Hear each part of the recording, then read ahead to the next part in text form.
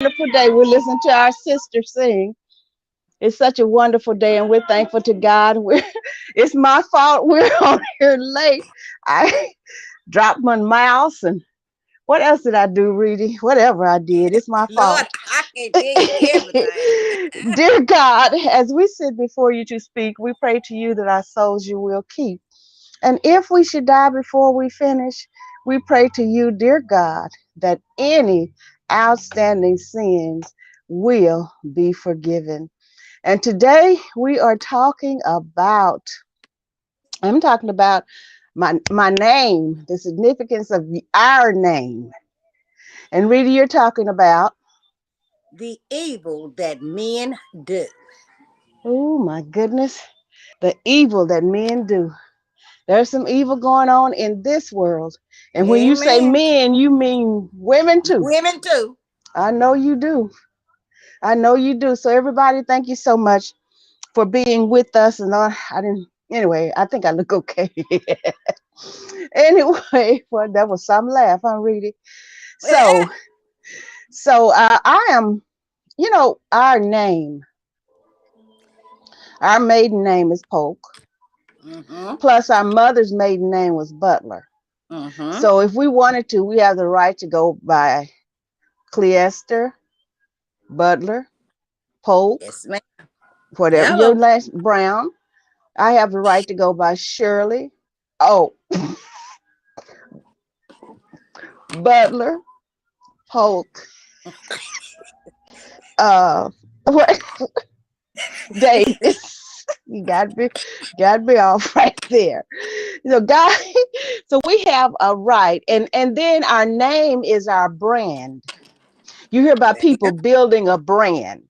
So we Mm-hmm. build our brands around our name. So our name is our brand. And That's I right. am very, very proud of my name. I am thankful for my name. My maiden name is Polk. We can say Butler, Polk. Hmm. Please is the same. And so we are very proud of our names, godly proud, and Talk we to are her. protective of our names. And so Amen. that's why I want to talk about names today, because I know my name is who I am. I am my name. My Mm. name is me. Yes. And wherever I go, my name goes before me. And when I leave there, my name goes behind. If they never see this physical body in between, my name is there before I go, whether I get there or not. And my Mm-hmm. name is there after I leave, whether I've been there or not. But my name is there. And I am very particular. I am very proud, godly proud of my names. Talk to And her. so, really, I go by Evangelist Shirley Polk. I go by Shirley Polk. I go by Shirley Polk Davis, Evangelist Shirley Polk Davis, don't I? Yes. And I always have Polk in the middle of it and Yes. everything. And so I am very, very particular about my name because that is my brand. And so when I have built that brand, my brand up on that name, especially Polk, if I drop Davis, because Elder Davis has been gone now for 15 years. God, it's been that long. 15 years. Oh my God. Yes. And I have always used Polk as my middle name. I've always done it. Whether I was a Malvern, oh, I've used that name. And so when it comes to my name, I am very particular, and people know that I am straight and particular about my name. So my name is my brand. My name is me, and I am my name. Okay, I want to say that. Now, what what's in a name, or the importance of names, the importance of names. So, and then there's one man here, I think I'll do his first, the importance of names. What I think his is what's in a name. Here we go. This is very important to me. So, I respect people's names. I really do. I respect their names. And I expect people to respect my names and my name or names, whichever. It's what I give you. That's what I want. My name is my brand, and I am my brand. Hey, you know. So when okay, anyway, what's in a name? And this man is talking about the fascinating biblical truth. His name is J.A. Taylor, and he goes on to talk about how they took pains in naming their children, and they didn't want to have any negative connotation, so they didn't want any name on their children that might have brought about something like somebody negative did something, so they didn't want that attached to their children, so they were very, very particular about naming their children because they didn't want any stigmas or anything attached to their children. So, a Right. good name, the Bible tells us in Proverbs 22:1, this is most important. A good name is more desirable than great riches. To be esteemed is better than silver or gold. Your name. Your name is what gets you in, and many times it can get you kicked out too. It just depends, okay? The name. That's our identifier, okay? My name is my identity. You've seen it on the movies, and you've probably seen it. Some I people say, just "What?" thought of something. Oh, say it, When read it. Mitchell Can you was say, born, when Mitchell was born, the judge told him, "Don't you name that baby after him." "Shish, look, name it after." His dad, Okay, and remember, Mama said that she should never have named Lewis. Louis. Uh huh. And Daddy, but most importantly, Daddy said, "You got two things in this world that count for something. That's your word and your name. And your name. And you never, That's right. never mistreat. Don't break either one of them. And your word is your bond, and your bond is attached to your name. That's it.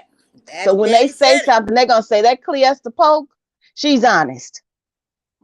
They're gonna Whoa. say your whole name. You know what Yes. I'm that or Yes. you know how sometimes they say them pokes, Uh the huh. poke Yeah. girls, The the Pope. poke Uh huh. boys. Uh-huh. Yeah. But your name, your personality, that's your identity. Your name is your identity.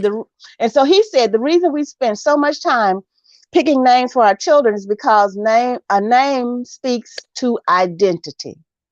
And identity is a big deal. Identity and significance. There's a 3-word question that most of us spend our lives trying to answer, even if we don't realize it. That question is, who are you? Who are you? Or who are you? However you want to put it.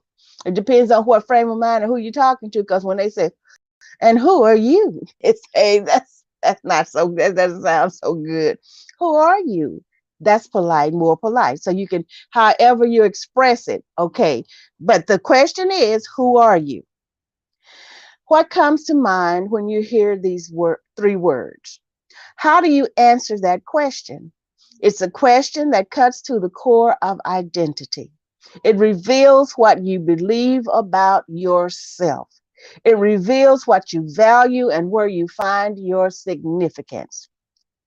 Some of us answer it with our vocation or our job title. Some first questions we ask unfamiliar people are, what do you do? Or where do you work? And so, me, I try not to ask people questions because you know what? That opens a door to them asking you about yourself. And so very seldom will you hear me ask somebody something unless they open the door. And then I'm going to make sure that my door is where I can keep it closed if I want to. What do they call it when you crack it? You crack the door or whatever. But I try to keep my door closed, and I try not to pry into other people's business. But if they want to tell me, they can tell me depending on what it is, okay? Because that's part of my profession, or if I want to call it a profession or whatever. It is common to tie our identity to our work, but what happens when our job changes or the company dissolves? If our identity is in our work, we will have a crisis when our job changes, and that is so true. Some of us place our identity in our family roles: husband, wife, aunt, uncle, brother, sister, mom, or dad. We define ourselves through our relationships with other people. But Mhm. what happens when those relationships change? What happens when death or divorce enters the picture, or when the children leave the house? Many of us have discovered relationships are not a stable place to put our identity. And that happens because sometimes we've had failed relationships. So we hope that we haven't put our identity into that relationship, because if we did, we're going to have problems pulling ourselves apart from that relationship.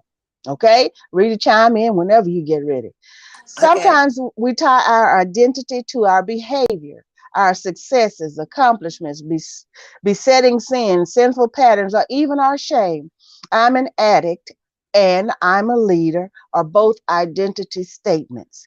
When we let our successes or our sins define us, it can become more difficult to embrace the identity God has for us.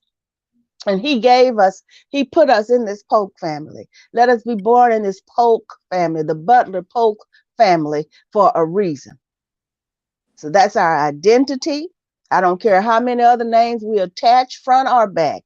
That's Butler right. Polk is our identity. And then we have all the That's it. ancestors with the other names way back yonder and all of that. And then we have Mhm. names that carry on when our children get married, or whatever they do, however they do that. Okay? So names hold meanings. And see, this is very serious to me. Very serious. Names hold meaning. If you were given a name based on things that were true about you, what would your name be? I never minded my name until I studied its origin. My name, Jim, this is a man's name, is a derivative of James, which is the Greek version of Jacob. Jacob means supplanter or deceiver. This is fitting since two of my recovery issues, he was in recovery, are deception and manipulation.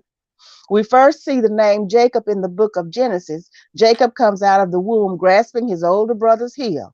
This foreshadows what is to come between the two brothers, where Jacob deceives his father and manipulates his older brother into selling his birthright.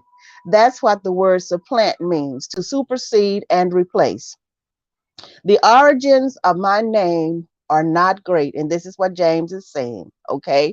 And his name, Jim, he calls himself Jim, but he says a derivative of James. But here's what you learn when you read the entire story of Jacob. Yeah, see, we have to get the whole story in here, okay? God redeems him. God calls a fearful, manipulative man into a relationship and then uses him to rescue others. And at a critical turning point in the story, God renames Jacob. He changes his name from Jacob to Israel, which means God fights. It is a hopeful thing. Changing a person's name shows authority and highlights God's blessings. We see God do that a few times in the scriptures. And then there's Joshua. We go into that scripture. So what I want to say here is that our name is very important. Naming is tied to authority and intimacy. Our name is intimate to us. This and it's authoritative and it's intimacy. Okay, our name gives us power and is very, very intimate. So naming demonstrates authority. When God created man, he gave him the name Adam. And one of the first jobs he gave Adam was to give names to everything put under his care. So while naming is tied to authority in the scriptures, it also reveals intimacy. Naming happens in the context of relationships. In Genesis the 16th chapter and 14th verse, when Hagar was wandering in the wilderness and near death, she gave a name to God when he rescued her. She called him the one who sees me. And then we go on down, and then I'm going to go on down to this other part. Why God renames people. I will skip that, but you can find this in medium.com. Medium.com. And I think that's the whole thing. Medium.com. So I'm going to go to this other one now. It is the, yeah, okay, here it goes. And this is, it's got to change up. The importance of names and one's identity. And this is by Madeline Dyer. And she wrote this in 2020. Just how important is a name? I'm going here because I need to. People don't understand. When you disrespect a person's name, that's a big deal. It's a big deal, especially when people have gotten it clear in the beginning. Okay, you understand what I'm Mhm, saying? Okay, mhm. so how important is a name? We all know names are important. They're what gives us our identities. They're what we grab onto and hold close. We give ourselves nicknames and pet names to show affection and closeness. We associate some names with certain situations, the use of a full name when we're being reprimanded, for example, because they'll call you by your whole name. You've heard people, they get upset and they call your whole name out and they say, oh, oh, I'm in trouble. I'm in trouble. We use label and like I'm not big on pet names. I never have been. No. Like honey and sugar and all that. Yes. Uh-huh. Baby. Uh-huh. I've never been on that. Big on that. Never even really thought about it. Me do, but a lot of people um like those names, Yeah, and that's a a lot of good people like thing. that stuff. Yeah. Uh-huh. We give Not me. ourselves nicknames and pet names to show affection and closeness. We associate some names with certain situations. The use of a full name when we're being reprimanded, for example. We use labels as names too, whether we do it positively or negatively. And at certain times, we have labeled people according to their actions. Clee, you remember that lady in Denison that used to come to the house and she had these bags. What we call her? What we The call bag her? lady. Yeah. And you know what? When people like the Avon people, Uh, like the Avon lady, what would we say? Here comes the Avon here come lady. the Avon lady. Uh-huh. And then when we lived in Tower Lane, you remember I don't know whether you remember the guy that used I was young. I was yeah, too real young. young, but there was a guy that did maintenance in Tower Lane, and he kept his hair like Cookie. He kept his hair just real neat all the time. But he had a red rag hanging out of his pocket, and Uh-huh. we called him The Ragtag the Chuck. Here bag comes Lisa. Ragtag Chucker. Yes, so people are labeled by what they do, and then there's so many things where people are labeled. So sometimes it can be good, and sometimes it can be bad. Okay, Yeah. but these were good, what we call people, and then people who like the man that drive up and down the street, watermelons. What we call him? Here come the Watermelon man watermelon man, and the fish man. The fish huh? man. The fish man. Fish The fish man. man. That's right. And what's that man? Those people used to come around and sell clothes on credit. Credit man. The credit The man. Friday man. The Friday man. Yeah. The Oh Friday man. yes. We use labels as names too, whether Ah, we do it Jesus. positively I haven't or thought of that negative. in years. It's human nature to want to know and understand things, to identify things, and for that we need names. Names for people and places and plants and animals, names for illnesses and diseases and disorders, names for careers and life choices. Our lives are built around names, the words we attach to different things in order to give meaning to ourselves and the world. So she goes on to say, as a writer, I've spent weeks and sometimes months agonizing over my characters' names. They're important and I have to get them just right. So the importance of names, particularly, is apparent in her debut novel, and she calls it Untamed. So she's advertising a novel here. The Mm-hmm. main character goes by two different names. Seven is what her family named her, but when she's kidnapped, her captors rename her Shania, and this is a name she is forced to use. Her captor's reasoning for the name it must be changed, is that seven is not a name, it's a number. Okay, Mhm. and we've heard of when people kidnap children, and these children are what they do. They change Change their their name. names, Yep. change their names, and some of these people are in captivity for years and years and Yes. years until Mm-hmm. they sometimes they forget what their name used to be Yep. until Mm-hmm. maybe they get rescued or something, and people say it and mention it over and over, and it'll come back to them. But that's what they do, change their names. Yep. But Seven is a name.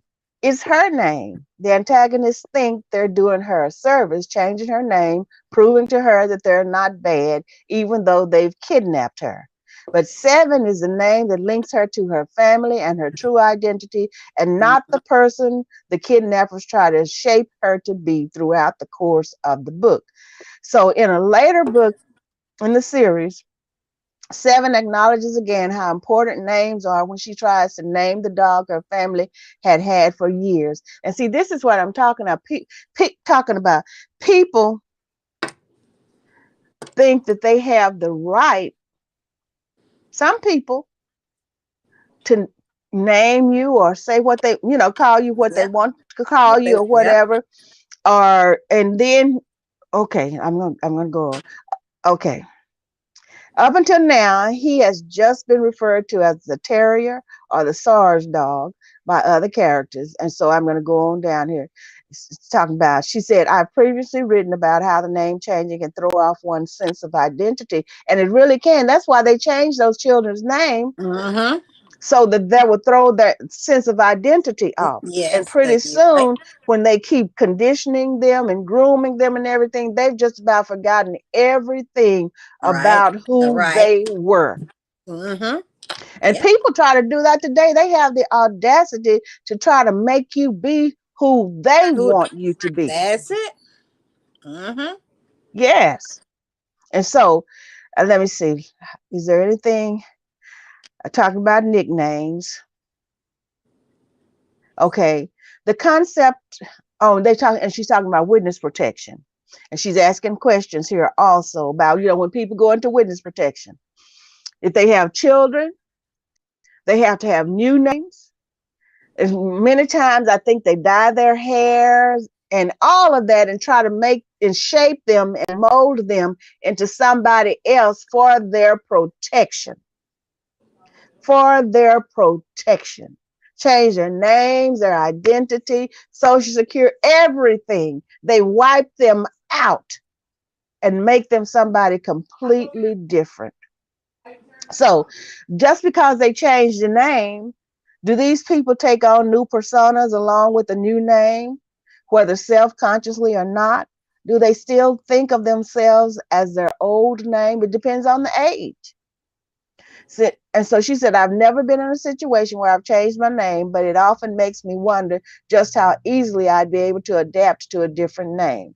It's not so easy because even when we got married, we knew that our names, we had taken on our husband's names, but it takes a Mm-hmm. little while I should have made to him take mine.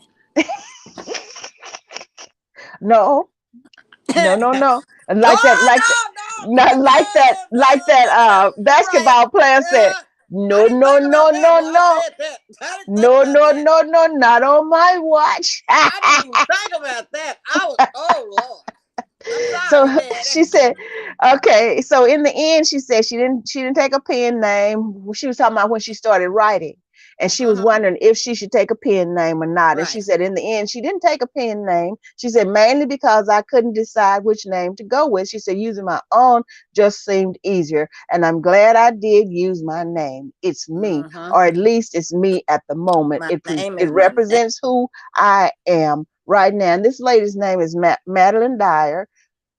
She's a young adult novelist. You can find her on Twitter, Instagram. You can www.madeline Dyer, dot co.uk. She's from the UK. I could tell by the way she spells some of her words because some of their words are spelled different from us. But it's very important to me. A name, my name. My name is my identity. It's my brand. And people and the reason that we have this identification, so when people all over the world, no matter where you go or whatever, when they hear that, they say, oh, yeah, that name is familiar. Yeah, yeah. So if I just, if you just use a certain part of the name, then they might not recognize you. But when you put that other part in there, they say, oh, yes, yes, I know, I know. So your name is very important. Your name is your identity. Your name is you, it's your brand, and your name. People would rather have a good name than riches, because if you have a good name, you can go into just about anywhere and get just about anything that you Yep, need that's from true. anybody and anywhere. And like I said, your name precedes you and it lingers behind you. So whether you get there or not, your name is already there. And if you get there and when you leave, your name is still lingering behind. They're still Yep. remembering your name. Just like Yep. I said, if they never ever see your face again, they'll remember Remember your name. your name, Mhm. good or bad. Whatever's attached to that name, people will remember it. And Man. then there are reasons that we do like we do, because to distinguish and to separate ourselves from other people, because there are not many Cleesters, not like you spell your name, not No. many at all, but there are many Shirleys, many Shirleys. So what I want to do right here, it's almost 30 minutes up, but I want to talk about my name. Talk about my name here. Let me see. What does Shirley mean? Shirley. Okay, come on up now.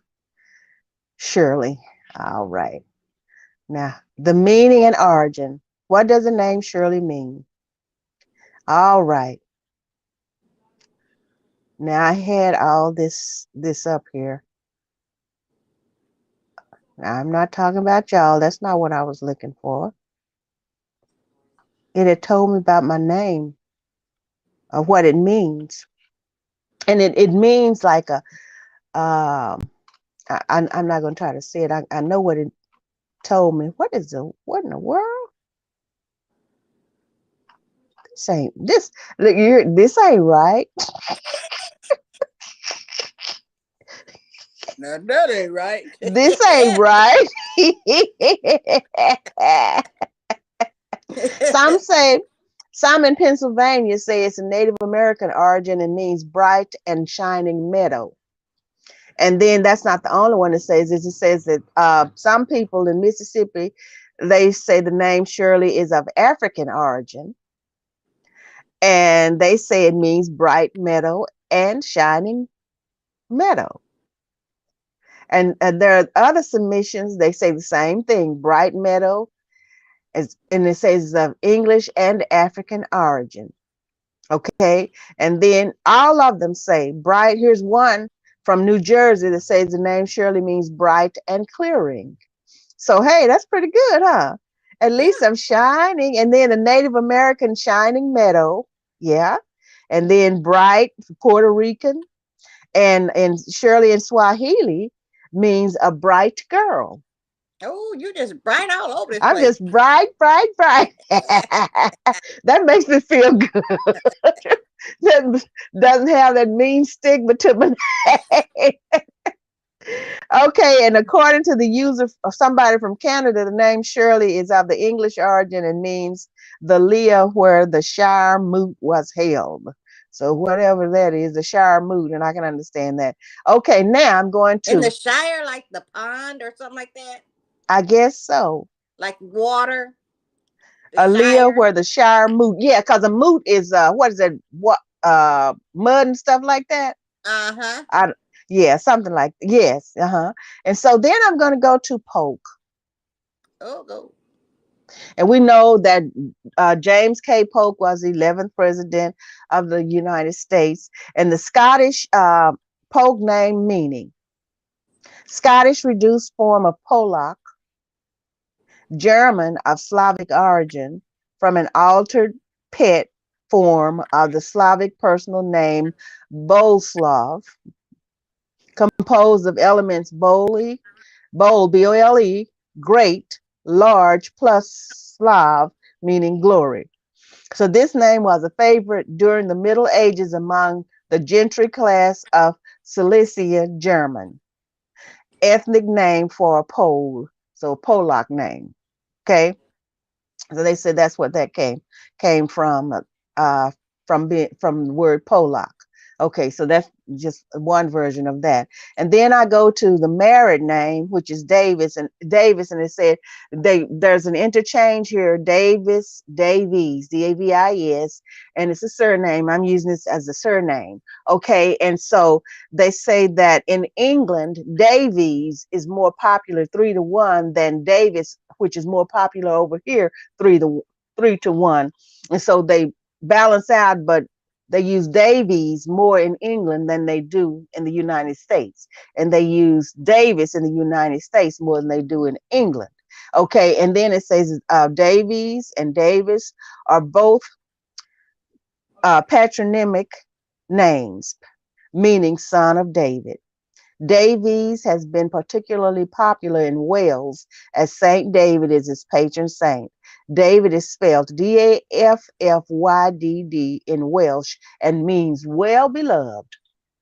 So I'm bright and something and well beloved if I want to use the Davis name, but I have a right to use it if I want to use it, and if I want to use my maiden name as Polk and I can use them both together, we have that right. Okay, and we have the right to specify how we want other people to identify us too. Okay, now, so that's the Davis and the Davies. So then I go to the butler, and the butler means the head, uh, where you can kind of understand the lead servant in a household who is usually in charge of food, service, the care of silverware, and the deportment of the other servants. So he's the HIC head in, HNIC. head in charge, the butler. Okay, so my name is very important to me, and people, everybody's name is important to them. And I know it is. And so we should be respectful of each other's names and honor each other. Like I do, I try to do to people like I want them to do to me. And I try to honor people and respect them. Your name is your identity. Your name is your identity. It's your strength. It's your brand. And you should all be godly proud of your name. Okay, and respect each other's names. All right, Reedy, it's your turn. Oh, let me see. Hey, hey, Thank you, hey. everybody, for listening to me. I just need to talk about my name today. Our names. And what the boy said? My name really for what might your name be? Okay, mine is the evil that men do. Oh my God! And by men, we say women, men, women. We Hmm. mean everybody. Just not men. Because some women are just as evil as men. Some women are more evil than some of these Hmm. devils out here. Hmm. Excuse me, but it's the evil that men do. That's the name of it. Yes, The all right. Lucifer effect. Understanding how good people turn evil. Philip Zimbardo, Random House. Okay, this is where it goes. In the summer of 1971, a young social psychologist named Philip Zimbardo set up a mock prison in the basement of Stanford University psychology building. The 21st subjects he had selected for the 2-week experiment was planning were mostly middle aged, middle class, educated, middle class, college age men who happened to be in Palo Alto for the summer. Hmm. At the outset, all were deemed to be normal on the basis of personality tests and they're conducted in clinicals interviews. They were paid $15 a day for their participation. Zimbardo assigned each subject to a prison as a prisoner and a guard by flipping a coin. There were no measurable personality differences between the two groups when the experiment began. Zimbardo played the role of warden himself. The researchers were initially concerned that subjects wouldn't take the experiment seriously enough. they needn't have been. To everyone's astonishment, the two groups quickly came to act like their real life counterparts. The prisoners became despondent, some broken down. In less than 36 hours, one had to be released because of extreme depression, disorganized thinking, uncontrollable crying, and fits of Mhm. rage. Mhm. On, over the next 3 days, three more prisoners were let go because they exhibited similar symptoms of anxiety. Mhm. A fifth prisoner was discharged when he developed a psychosomatic rash over his entire body, an apparent reaction to the rejection of his parole appeal by the mock parole board. Mhm. They took this serious. The guards' Mhm. behavior were even more disturbing. All flexed their power to one degree or another. They made the prisoners obey trivial, often inconsistent rules and forced them to perform tedious, pointless work, such as moving cartons from one closet to another or Mhm. continuously picking thorns out of a blanket, an Mhm. unpleasant task the guards created by dragging blankets through thorny bushes. Now, these were just things that ordinary people was doing to ordinary people. They wasn't even in prison. It was mocked. It was a mock prison. And they took this stuff to the highest. The inmates were made to sing songs or laugh or stop smiling on command, to curse or malign one another publicly, to clean out toilets with their bare hands. They were Mm. required to sound off their numbers repeatedly and to do endless push up, occasionally with the guard's foot on that of the another prisoners on their back. The inmates became so engulfed in the situation that during the mock parole board hearing, a majority of them said they would forfeit the money they were owed in exchange for release. Had they forgotten they were in an experiment in a psychology basement at Stanford University, not a real prison, and they were owed their daily salary whether they quit or not. Even Zimbardo became myopically, can't get that word, myopically, trapped in his role as warden. He began worrying more about malingering prisoners and the prevention of prison breaks than about the wave of insanity his experiment had set in motion. When a woman Zimbardo was involved with, who recently received her doctorate and was helping out with the project, finally made him realize how far out of hand things had gotten. The study was aborted and it lasted just 6 days. Now they did this in 6 days. They turned from good to evil in 6 days. Just ordinary kids in prison. Lord have mercy. In college, pretending it was a prison. The Stanford prison experiment has become a cornerstone of social psychology, along with Stanley Milgram's studies of obedience and to authority, the shock experiments. Zimbardo's investigation is considered one of the most important pieces of research demonstrating the field core tenet. Excuse me. Mhm. Excuse me. I'm so sorry. That situations may be more powerful determinants of behavior than the personality traits of the people involved. Mhm. What happened at Stanford makes it clear that insane situations can create insane behavior even in Mhm. normal people. Zambardo's Mhm. remarkable experiment is at the center of his equally remarkable book, The Lucifer Effect. Why a new book about a 35-year-old study. Zimbardo presents the research in greater detail and texture than ever before. He provides a wealth of new interpretations and new materials, anecdotes, entries from the diaries of the prisoners and guards, updates of their lives and the participants, and documentation of the consequences his findings have had in the real world of prison policy. Mhm. Perhaps more important, the passage of time offers him a larger canvas, disturbingly large, on Mhm. which to apply the lesson of the experiment. In the second half of the book, he delves into the profusions of contemporary small and large scales of evil. He investigates, for example, the fraudulence of executives at Enron and WorldCom, the sexual abuse of parishioners by Catholic priests, Mhm. the Malay massacre in Vietnam, systematic programs, police and military torture in number of countries, the mass suicides at Jonestown, and the Mhm. genocides in Rwanda, and elsewhere. Zimbardo convincingly explains how each of these evils mirrors the lessons of the Stanford prison experiment, and it might, to some extent, have been avoided to those lessons been learned more successfully.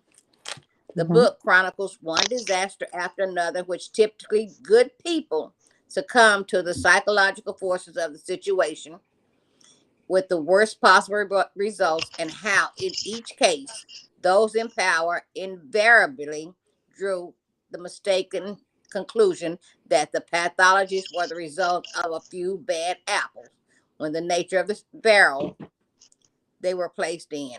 The type of misperception doesn't surprise social psychologists. Indeed, it's so common that it is known in the discipline of this as the fundamental attribution error. The Mhm. tendency, when explaining to the behavior of others, especially behavior, leads to no good, to overestimate the importance of personality traits and underestimate the power of situational forces. Mhm. Most notably, Zimbardi analyzed the infamous sadistic acts carried on by the U.S. military personnel in Abu prison. Abu Ghraib. Well, I don't know how to say that. You know those names. I can't say that Yep, name. that's all Prison. right. That's okay. Ghraib prison. Uh Garab. huh. I don't know. Yeah. Something like that prison. This section. What? Shut up. This section is alone worth the price of the book. Not only is it going to sit there in another room and tell me something, Who is that? uh, my son, Mr. Man. This section alone is worth the price of the book. Not only is it extraordinarily detailed, both psychological and otherwise, it also offers chilling perspective of an insider, Staff Sergeant Chip Frederick, a supervisor on the night shift at the Abu Prib and one of the primary villains in the abuse scandal. Zimbardo was an expert witness at Frederick's court martial and came to know the defendant and his family well. By the time Zimbardi had finished describing Frederick's transformation from idealistic soldier to abuser, Abu feels eerily I ain't gonna say the other word eerily indistinguishable from the Stanford prison experiment.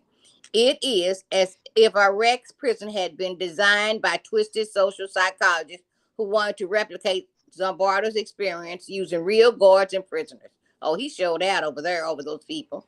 Zimbardi had well earned a reputation for tackling large, complex problems. In this book, he takes on nothing less than the psychological of evil itself. More specifically, he focused on the social forces of that illicit evil action. Zimbardi doesn't deny that some true evil people exist in the world. However, most of the damage humans have caused one another would have occurred without the active participation of large number of everyday individuals. Hitler could not have carried out his killing program without the participation of hundreds of thousands of ordinary German citizens. Most of the approximately 900,000 Tutsis were slaughtered in the 3 month period in 1994 in Rwanda, were attacked by machete wielding death squad composed of their neighbors. The Hutus. What's a Hutus? Do you know what a Hutus is? The Hutus. Oh, that may be the group. The neighbors, the Hutus. Oh, I okay. don't the evils can't be explained away. Thank you. The work of a few psychopaths. And this, huh? It is commonplace, ordinary potential for acting badly in Zarbado's targets. He uses the term Lucifer effect to describe the transformation of good into evil and epitomize the story for the metamorphosis of Lucifer, God's favorite angel, into Satan. Wow. Certainly, individuals differ in how great a tendency they have in acting bad. But half a century of research in social psychology has conclusively demonstrated that even subtle features of a situation often bring out the worst in people. It is typically from human beings to behave badly in certain situations. Mm-hmm. This is what Hannah Arendt at Adolf Eichmann's trial famously labeled the banality of evil. Mm-hmm. What Zimbardo asks leads ordinary people to do bad things they never would have imagined doing. Most evil doing, it becomes depressingly clear, it is driven by rather ordinary social psychological reactions. Mm-hmm. Zimbardo offers an extensive list of discussions of toxic situational forces and normal psychological reactions to them that tend to activate the Lucifer effect. He provides a detailed, intelligent, and workable program for resisting unwanted social influence, highlighting dangers, and offering tangible prescriptions for neutralizing negative effects. What in the world is that? Am I moving around? Say you got popcorn. There are, for Who example, many who has popcorn? tutorials. It sound like you was eating popcorn. I'm I was trying to like, get ooh, my this is getting pillows good. behind me. Say Trying to get you, my ooh, pillows right. it was getting good because you eating popcorn. That's me moving in this chair trying to get my pillows right. There are, for example, many tutorials on how to distinguish between just and unjust authorities, on being careful not to sacrifice one's freedom for the illusion of security, on learning of the recognized when, where, and how to stand up for unjust systems. Now I'm gonna tell you this: those some policemen, they get that power. They got that power that they can Hmm. arrest you or they can't. It's up to them, the discretion. Hmm. It's up to their discretion whether they Hmm. arrest you, whether they don't, whether they treat you humanly or whether they treat you like a dog. A Hmm. lot of those people, and I'm telling you, I know for a fact, a lot of those people take those jobs to be able to mistreat people. They can't run stuff at home, so they go to their job and make it bad for the inmates.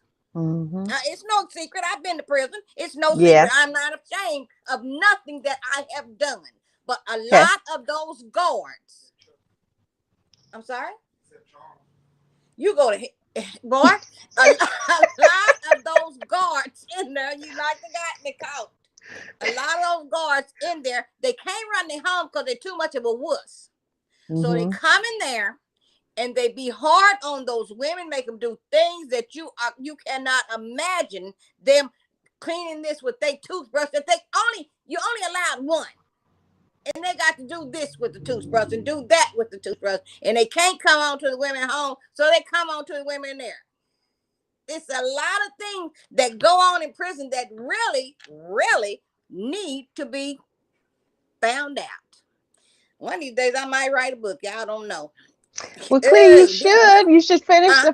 that other one you started. You said it's I gonna know, be so right? hot you have to have what is it? Those mints. Throwing So mints. you got to finish it Nah, and then do your other one too, or do whichever you want to do first, like I please. said, I'm not ashamed of nothing I have done. And yes, I did do that. But here's the thing: those women, and there's some women in there that the mamas run their life, so they come in there to make your life a living hell. I'm telling you what I Um, know, not what I heard. wow, They come in there to make your life a living hell. Some of those wow. guards are gay, so they come in there where they can watch all the women they want and Oh get my paid to goodness. do it. I'm telling you Wow. what I know. I'm telling you what I know. Not what I heard, what I know. But it's much more than a textbook to be applied to social psychology. Throughout, Zimbardo argues with passion and acumen that the general public and our political and cultural leaders must learn to overcome the knee jerk and psychological reactions that lead to make the same errors over and over again. He assigns the blame to where it is due, indulging, including himself, for having crossed ethical lines of the Stanford prison experiment and take strong political stances. Mm-hmm. It's important books should be required reading not only for social scientists but also for politicians, decision making, educators, and just about anyone else disturbed by the self-destructive directions in which the United States and the rest of the world seems to be moving. But I'm tell Mm-hmm. you what, the prison system is no joke. It is no joke. I'm telling you from experience. Those women get in there, and the women prisoners get in there because they can't run home, and they mamas telling them what to do. Then they get in there, they make your life this, and then you say something that, and then here you go. They're gonna write you up, put you in solitary. They're gonna do something to make your life miserable and put you away from everybody for 3-4 days. And then say, now who made their point? They will pick on you and pick on you until they break you, and you tell them something, and then they gonna write you up and put you where you don't want to be. Take your commissary, take all the stuff that your family done sent you. They take all that, knock that up, and it's gone from it. So now you What? have nothing but that room and what they give you, a gown and a blanket. What? Do they give it back to you? After your time is over, if they put you in solitary, they take all your stuff. They put you in there for a week or 2 weeks. They take all your stuff, everything, except for your toothbrush and your clothes. But when you get in there, they give you a gown to put on, and that's what you got. And the only Wow. food you got is the food they give you. But see, I didn't eat that food because no human can really. They gave us the stuff that the army wouldn't eat, so they sent it over to the prison to feed them. What? Yes, they did. So they sent it over to the prison to feed them, to feed the prisoners, and they got to eat it because a lot of them don't get money. And thank God I had a giving family that took care of me. But a lot of those women in there, they depend on other prisoners to help them with their stuff because a lot of them don't have people to send them money, or they have people to send them money. They won't send them money because that's what they are. That's how it goes. But Because then it's where they are. don't they give you, like the people who don't have money, don't they give them a certain amount per month? No, ma'am. They Really? don't give you nothing. No, no. You get you get a pair of shoes, one pair of shoes till your shoes tear up. You get 3 pair of underwear until you just can't wear them no more. You get 2 bras until you just can't wear them no more. And then you got to put in a requisition to get another one. And if they say it's okay, then it may take you 3 or 4 days to get it. In the meantime, you wearing straps and holes and all that kind of stuff. Your shoes is all tore up until you can get they can give you the okay to get another pair. Unless you got somebody like your family to send you money, you can buy the boots. But it's all kind of messed up in there. Y'all got any questions? Ask me. I tell y'all how to stay out of prison. Just don't do nothing wrong. Because those women in there, they looking for women. Not the ladies, the prison guards. I trust the prisoners before you trust the guards because you cannot trust them. Wow. And they pick, the guards pick on you. And then you can't say nothing to them because if you do, you get rolled up. Is it So some of them or most of them? it's a lot of them. A lot But of then them, they yeah. got some real nice ones. We got some real nice ones, yes. You got some Good. real nice ones, but it's a lot of them that's just no good to heart. No good. Mm. That's sad. It is. And you know, if they would send somebody there to investigate the prison, there's a lot of people would lose their jobs. A lot of them would lose their jobs. And Bringing their then family mess home and then putting it off on us, and on them. then like everybody, some of them probably treat people just like, well, you're in here, you're a criminal and all that, but everybody goes to prison is not a criminal. But then Exactly. some of them teach or treat other them just like they treat other folk. Uh-huh. Yep. And Yep. That's what they but kept telling me. Go, why you in here? You don't belong here. You don't belong here. And then after you came, it was over. Coleman, What? Now you ain't got no business. I just seen your sister. You ain't got no business here, Cobra. You ain't got no. You. I see you come from a good family. After they made sure it was over with, I couldn't do nothing. Cause Shirley was just a saint to me. But read it. I came down there that day in that white. It was Women's Day. I went and they wouldn't let me in. And then they sent me down to that house, and they gave me a shirt to put over my white. And then I was able to go back and go in. But I'm glad they didn't do that, because if they had a situation, they were telling me if they had a situation and I was A in there, and breakout. they, You'd have been in there. I, I'd be like you, like what Natalie said, I'd be passed down. I would pass smooth down. They When have they to. met you, they know just by meeting you, they know what kind of family I came from. And they Wow. knew I did not have any business there. Well, that's what they thought anyway. You know what I'm saying? That's what they thought. Just by meeting you, the guards just knew automatically what kind of family I came from. And that Wow. I bet not come back there no more. And you won't be back. You won't be back. You won't be back. Sure No won't. They more. hang that No stuff more. up. You know, you experiencing some stuff, but that's one experience I never want to experience again. Ever. Hmm. I've been locked up one Wow. time my whole life, and there it was. Wow. Whew. The thought of it scares me, because you never know when you're going to end up in that situation. You don't have Yep. to be Uh-huh. guilty. Yep. So many Exactly. people, innocent So many people. people, Uh-huh. have been Right. locked up. Uh-huh. And you know, I'm going to go back to that man. He's not the only one. But, oh, my Lord. Anyway, okay, Cleester, go ahead. Yours is so I'm good. done, baby. I'm done. It's 2 o'clock. Oh, okay. Oh, it's 2 o'clock.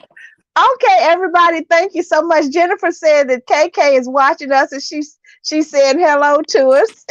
She Hey, baby.